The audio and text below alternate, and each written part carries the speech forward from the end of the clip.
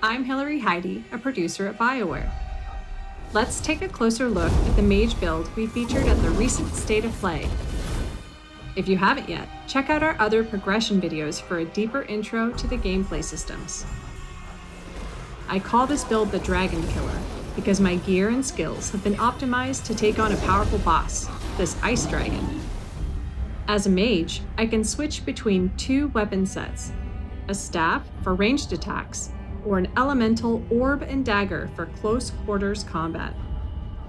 I'm facing off against an ice dragon, which is vulnerable to fire, so I've equipped Earth Emerald's Ash as my elemental orb.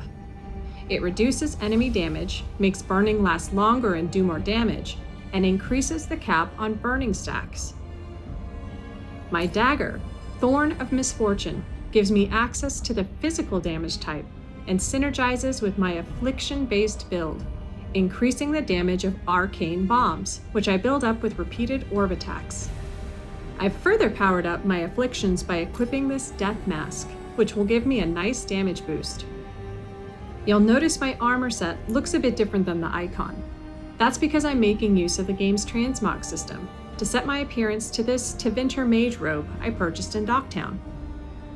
Let's switch over to my character's skill tree, where I've further enhanced my ability to take on this ice dragon.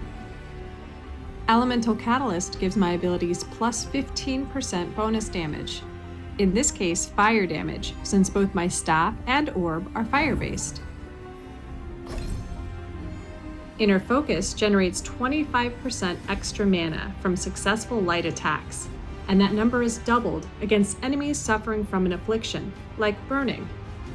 So each time I attack my burning enemies, I'll generate 50% extra mana, allowing me to cast powerful spells like Meteor more often.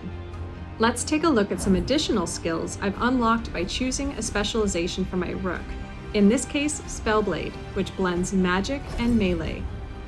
With the Electrical Burns passive, my fire attacks stack even more afflictions on my targets, applying the Shocked Affliction whenever I apply burning, and vice versa.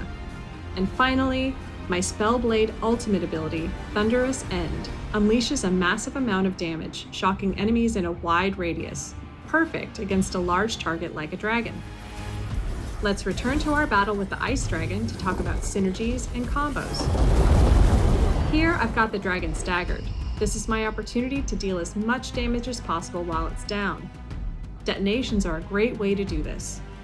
A detonation can be set up with Lucanus's Debilitate ability, which applies the Sundered status, followed by Rook's Dark Squall, which detonates sundered targets. I'll follow this up with Tasha's Fire Breath to apply burning damage.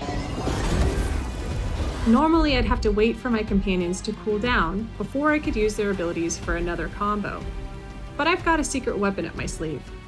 The Dreadwolf's Lyrium Dagger. My dagger is equipped with 3 runes.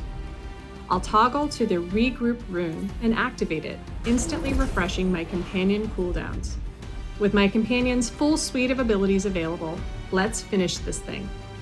I'll once again use Lucanus's Debilitate to set up a detonation, and this time I'll trigger it with my Meteor attack, all while Tasha's Fire Breath keeps the dragon burning.